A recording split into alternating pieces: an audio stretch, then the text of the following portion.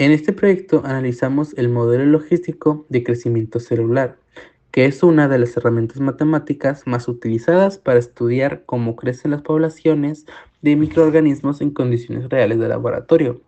El objetivo del PIA es aplicar estas ecuaciones para entender el comportamiento del crecimiento celular, identificar qué factores lo aceleran o lo frenan y observar cómo evoluciona la población conforme pasa el tiempo.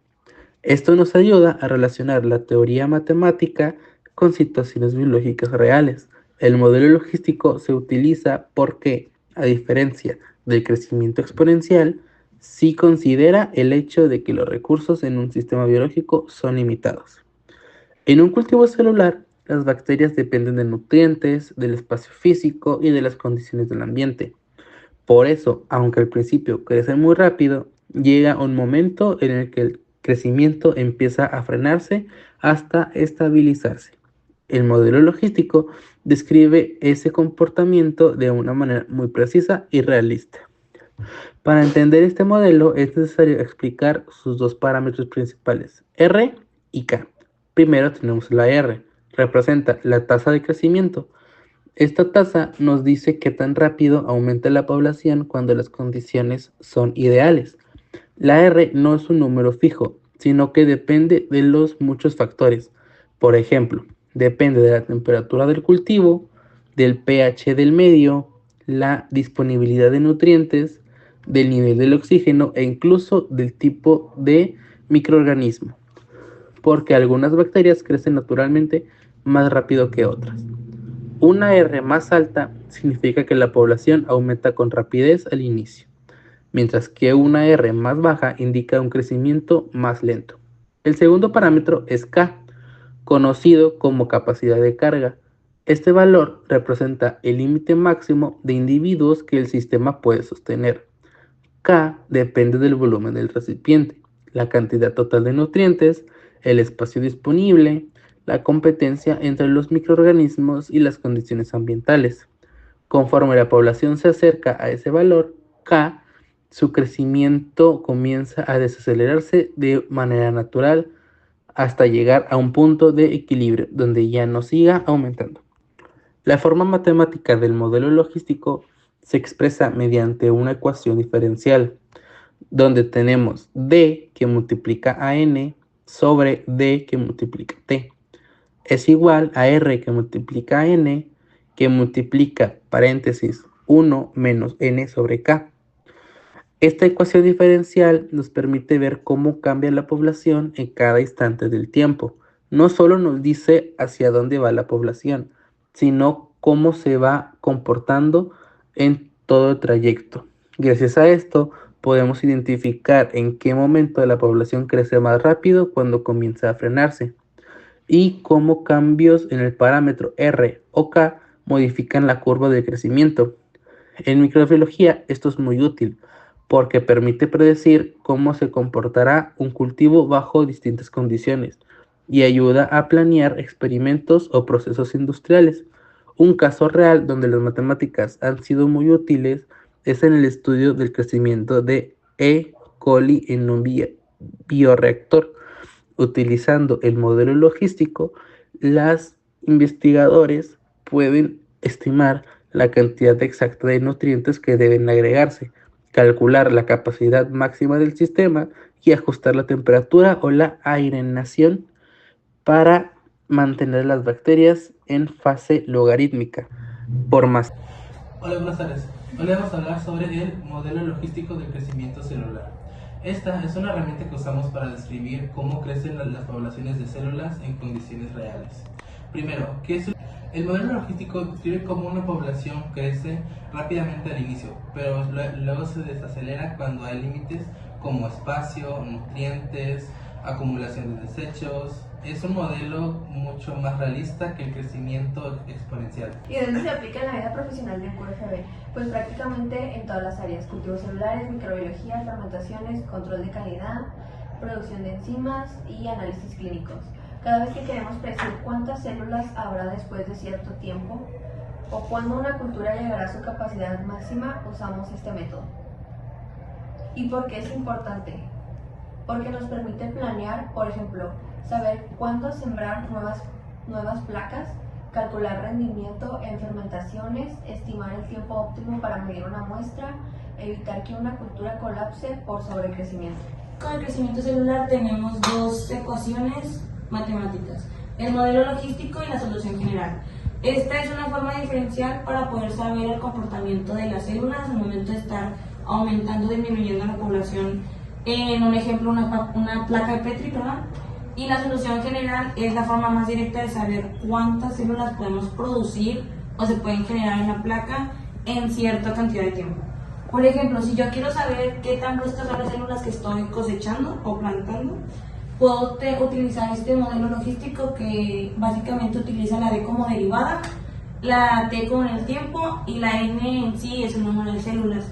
La R es la tasa de crecimiento y la K es la capacidad de células que pueden crecer en una placa.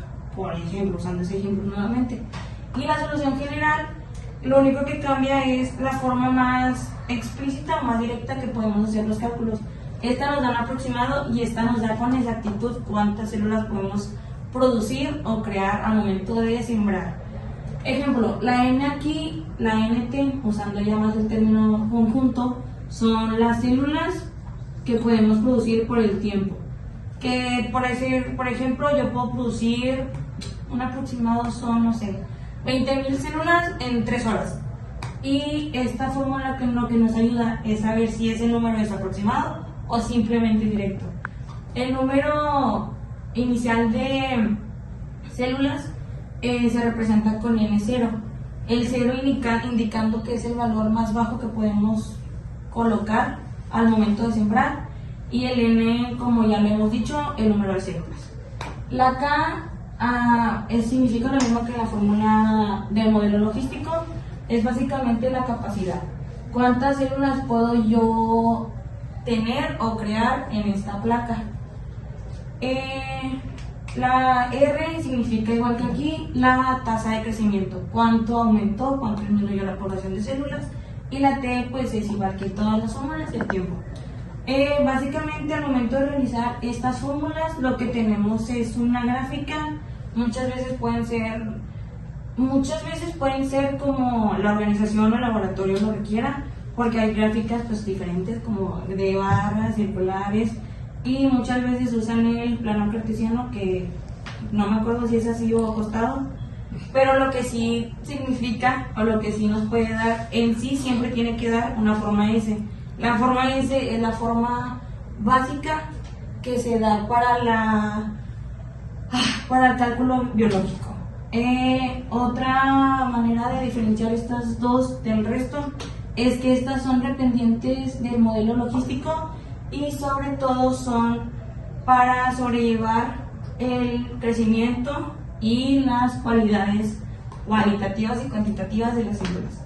Esta se recomienda mucho más que la exponencial, pues la exponencial nos dice que literalmente n puede ser un infinito, pero en estas fórmulas jamás va a ser un infinito. Sí puede haber casos, pero en esta fórmula los que dependen es que si el número de células disminuye, la población de células aumenta mucho más. Es decir, si yo tengo una placa 20.000, si mi número de células disminuye un 6%, mi población va a ser mucho más extensa. Y creo que ya sería todo. En base a lo ya explicado, vamos a ver un ejemplo, en el cual primero tenemos como población inicial 2 por 10 a la 6 células, tenemos una capacidad de población de 1 por 10 a la 8 células, una tasa de crecimiento de 0.8 horas y de tiempo 5 horas, o sea, vamos a evaluar cuántas células se crean en 5 horas. Con esto vamos a utilizar la fórmula para determinar el número de células en un determinado tiempo, la cual tenemos de numerador a la capacidad de población y de denominador 1 más la capacidad de población menos la población inicial sobre la población inicial, que multiplica a la constante E con exponente de la tasa de crecimiento por el tiempo. Después sustituimos todos los datos que tenemos en la fórmula y quedaría que el número de células por el tiempo, según un tiempo determinado, sería la constante, la capacidad, que sería 1 por 10 a la 8, y sería 1 más 1 por 10 a la 8 menos la población inicial de 2 por 10 a la 6 sobre 2 por 10 a la 6, que multiplica a la constante E con un exponente de 0.8 que multiplica a 5.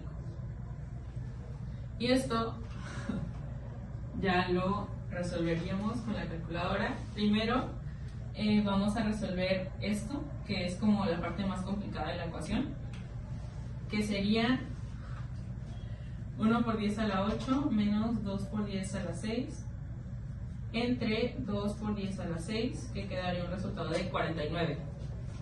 Entonces sería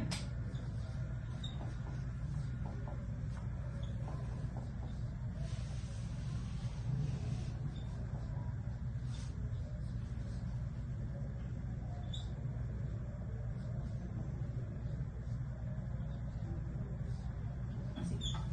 Luego resolveríamos la E, la cual nos da un resultado de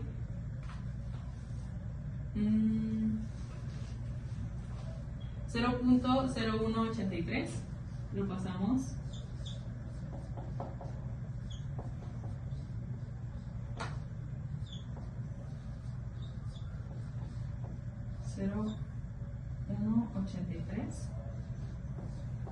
Y luego ya resolveríamos en sí toda la parte de abajo.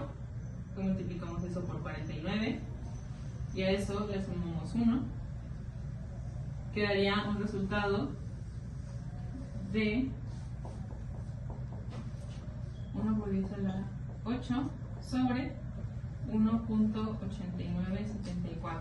Ya teniendo esta división, es importante recalcar que como nosotros estamos intentando determinar las células en un tiempo determinado, tenemos que sustituir nuestra constante de tiempo en el tiempo que nosotros tenemos planeado saber cuántas células se están formando.